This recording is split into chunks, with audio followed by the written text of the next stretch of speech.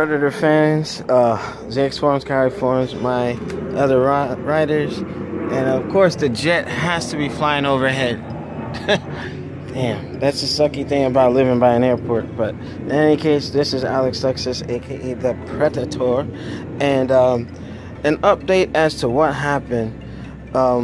We found out what the issue was. The ballast went bad. I think after like vibration and all kinds of stuff, this blew out my junction box. So the one that Kay gave me yesterday is making that ticking sound or that popping sound whenever I pass the ignition. So what I'm gonna do is actually do a demonstration of a bypass, where I'm gonna bypass the junction box while I wait for the replacements, because I'm ordering two, and they were cheap, you know, like about $8 plus shipping, like 12. So I'll get them next week, but my bike is not legal without the headlights. So with that, the good ballast is still here. All right. So what I did was, this was an old wiring harness that kind of, you know, met the end.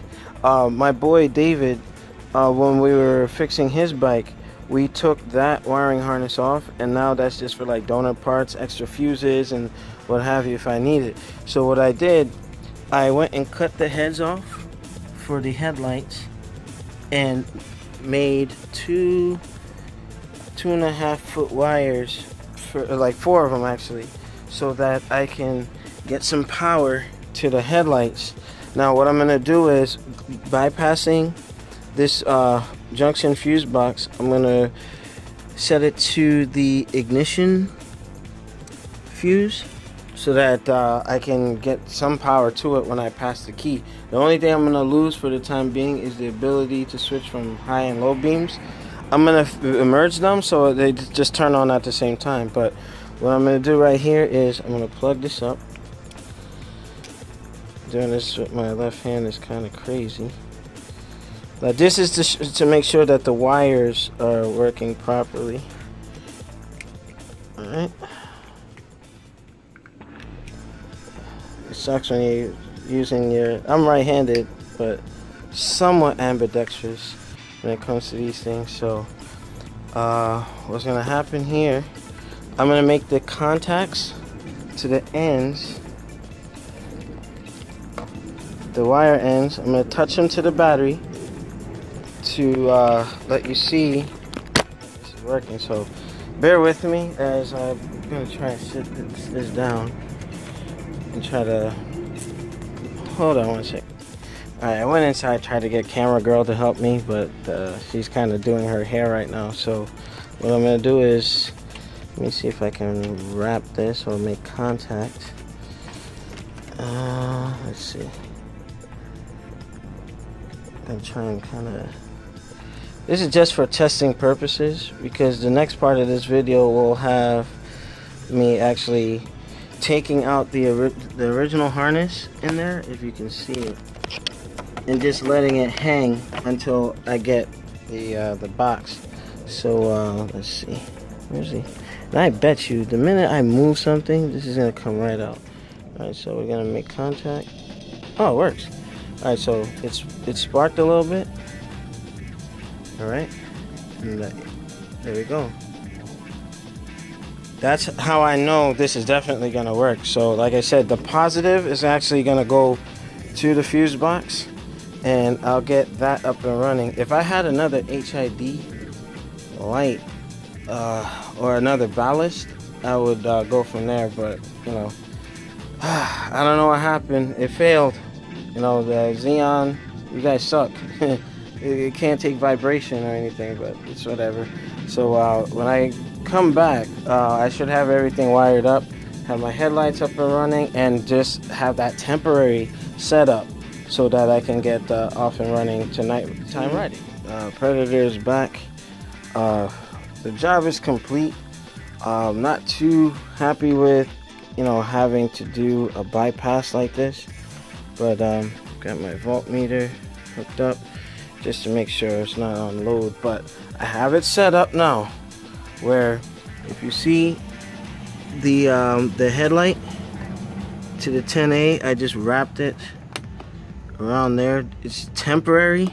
I know some of my audience will be like, hey Alex, don't do that, but it's just temporary. It's just so I have lights, but for right now, if I pass the key, headlights come right on.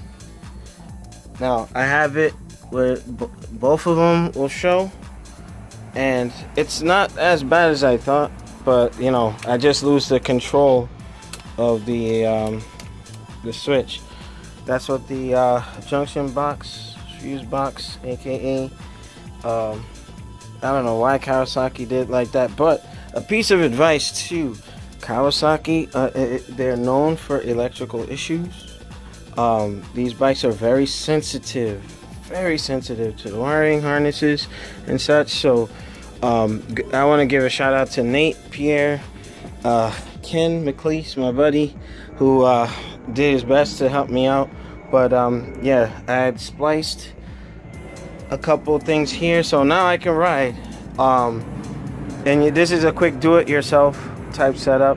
Now what I did was the two negatives and the two positives, I just took the 2 and 2 and made them one wire to make life a lot easier instead of trying to splice 4 and such. So I just have it T-tapped to one of my negative wires to the negative terminal, and everything else I'll get this all cleaned up with a zip tie, you know, bunch it together. But I am good to go. It's just that box. Matter of fact, let me pass the key. When I start it, yeah, it has that little tick in it.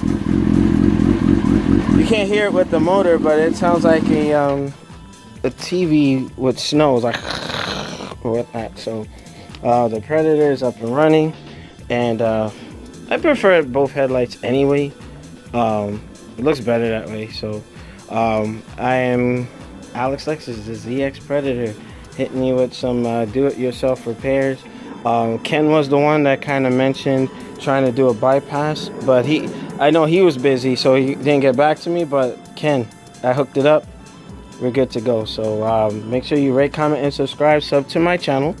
If any of you are having these issues, just archive my repair playlist. That will kind of, you know, log some of my journey from my ZX11, the ZX6, the ZX750, and all that, you know, the little things that I can share and contribute to the bike life and my Ninja Rider. So I got it up and running. I'm gonna put it back together, and we are good. I'll see you guys next time.